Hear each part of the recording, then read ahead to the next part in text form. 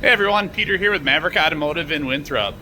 So on the hoist behind me, I've got a 18 Silverado that we will have coming for sale soon. And I just want to show everybody what we do to these trucks. So we get a lot of questions on, hey, is the transmission good? Because the 6L80 transmission in the Suburbans, the Tahoes, any basically GM truck platform vehicle does have issues with the torque converter, clutch wearing, shuttering, sending material through the transmission and causing issues. So I wanted to kind of showcase when we get one like this. So this truck runs and drives good, shifts perfectly smooth, but it has 150,000 miles on it. So we wanted to make sure that A, it doesn't have an impending transmission issue that's going to cause problems for the next owner, and B, we wanted just to do a service to it and make sure people get the life out of the transmission on these trucks, right? So part of what we do as well. So we're going to change the filter on it, and then we're going to flush it after that, and then I'm going to use HP tuners, and we're going to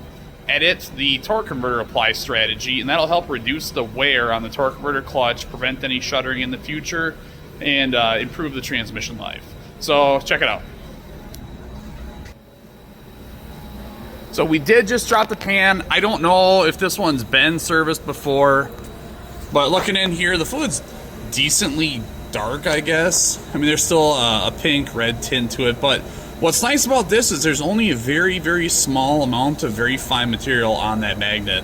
So it tells me that we're not worried about any type of catastrophic issue. We're not worried about, this transmission has a failure, it's about to go out. It's probably actually a smaller than normal amount of material for a truck with 150,000 miles on it. So I think what that's telling me is we're going to go ahead and do that filter. We're going to flush the transmission, and then I'm going to edit the torque converter slip tables, and that should prevent any issues with this truck. So if you're looking for a nice truck, Silverado, crew cab, four-wheel drive, LT. It's got heated cloth seats on it, and it will have a serviced transmission. Thanks for watching. Oh, forgot to mention too, we do also put the thermal bypass valves on them too. So there's like a little thermostat in the transmission cooler lines. I'll show you where that's at. Since I've got the phone out, might as well. So right on the side of the transmission, that block there's a tiny little thermostat in there, just like your car engine has, and it opens and closes cooler flow, and it allows the transmission to warm up faster. Well, what we've seen is that it can also cause the transmission to overheat. It causes the transmission to run at higher temperatures, which is good for emissions and things like that, but not so good for the life of the transmission. So we are going to get that out of there. We're going to put in the transgo bypass kit and add that to our kind of standard offering that we do when we get these trucks in. So thanks for watching. All right, so we are in process with our transmission flush. We already dropped the pan, did the filter and everything there. So now we've got our BG trans flush machine hooked up. We're just going through and see the sight gauge on there. Getting some nice new fluid in there. Like I mentioned earlier, these trucks, the 6L80 and actually the 8L transmissions too, they have earned sort of a bad reputation for not being the world's greatest transmission. I would say that transmission is probably in like 10 million vehicles by now. So yeah, you might hear a lot of complaints about it, but from like a percentage standpoint, like let's say you had a 1% failure rate, but your population size is 10 million versus other cars, maybe they only have a million transmissions or whatever component of that vehicle out there with the same 1% failure rate, they're going to have 10 times less population out in the field of failed transmissions. So you're going to hear about it 10 times less. So I think part of it is, yeah, you do see the torque converter issue on these trucks pretty often, but on the same token, this transmission's been used in a lot of different vehicles. There's a ton of them out there. So anyway, this will give us the best chance of success for whoever buys this vehicle. We've verified that inside the transmission there's no issues, there's not a lot of debris, there's not really even a lot of torque converter material or even just regular clutch dust in there. So I don't know if somebody serviced this in the past and cleaned that out, or if it just really hasn't worn that bad. So we'll get the new fluid in it, and then we're going to go ahead and we are going to use HP tuners, and we are going to edit the torque converter applied tables so we don't wind up wearing out the torque converter clutch. And then we're also probably going to delete or disable the displacement on demand. If you, let's say you want to buy this truck and you're like, I really want the displacement on demand turned back on, we can definitely do that. So I guess, yeah, we'll finish this up and then I'll pick back up with the HP tuners. Thanks. All right, so we've disassembled the transmission cooler thermostat housing. And first take this stamp ring off, and then the guts of it come out.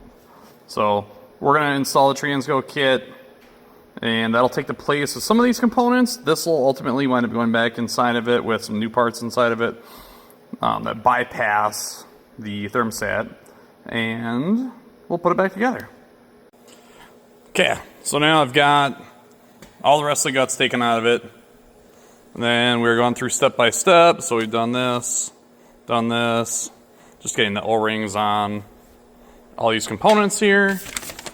And then you just simply put the spacer in, and you just put it back into the housing.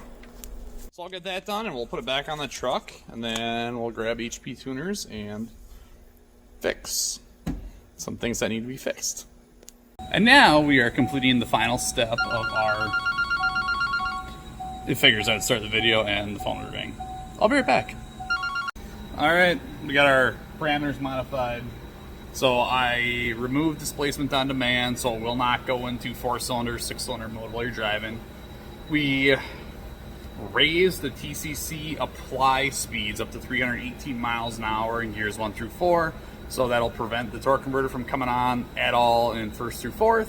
And then we zeroed out the TCC slip tables in 5th and 6th. So we should not have this constant slipping of the torque converter, which ultimately makes these transmissions fail. So the only thing I forgot about is this thing's a 2018.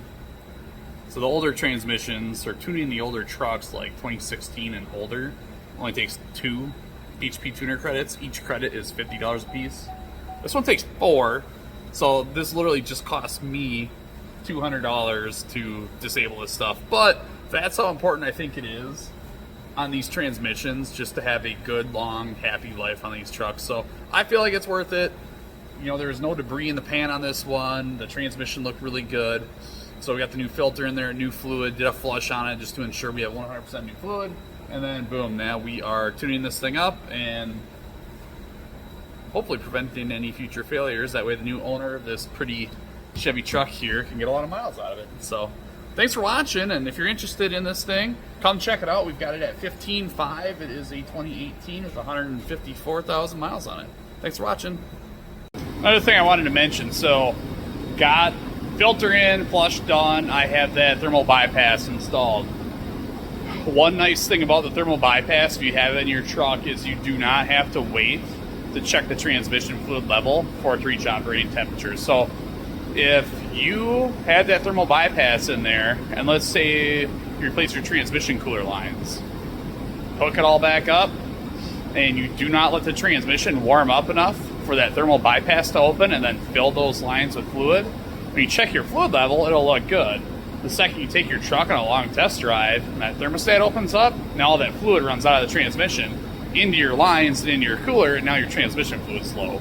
Funny story about that is we had a customer, it was a tow customer, so this customer had their AC condenser replaced at a different shop, and that shop did not get the transmission cooler line plugged in all the way. They didn't realize it, so they sent the customer out the door. By the way, the AC condenser, also the very top part of that, is the transmission cooler on this truck. So that's why they had to disconnect the trans cooler line.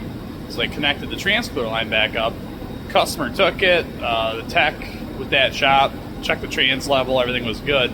Customer took it and drove the thing like miles. You know, drove it to work, and then later that day he was on his way home. Well, finally the transmission got hot enough where that thermostat opened up and it sent fluid through the cooler lines. Well, guess what? That one cooler line wasn't clipped in. Blew the cooler line off, and all the transmission fluid, and the guy was stuck on the side of the road, and then we wound up being the closest shop to him, so he called us, and we went out and got him and got everything put back together like it should be, and then we actually talked him into doing the thermal bypass. A, it's good for the transmission life. B, it prevents things like that from happening too. So now when I check this fluid level behind me here, I don't have to take the truck out and drive and get it hot and get that thermostat to open up, which in Minnesota, when it's this temperature outside, right now it's like -3 degrees, it can be kind of hard to get that to actually open up. You have to drive the truck for a lot longer than you think. I mean, the engine will be fully warmed up, you have heat in the cabin and everything, and the transmission fluid temp will still be pretty cold. So it is nice doing that. There's still marks in the dipstick, right, for cold fill level and hot fill level. That still makes a difference. It's just the transmission fluid is cold, that thermostat doesn't open up. So with that kit in there, you don't have to worry about it. But anyway, we are done with this one. Just got to do the HP tuners and put it back on the lot.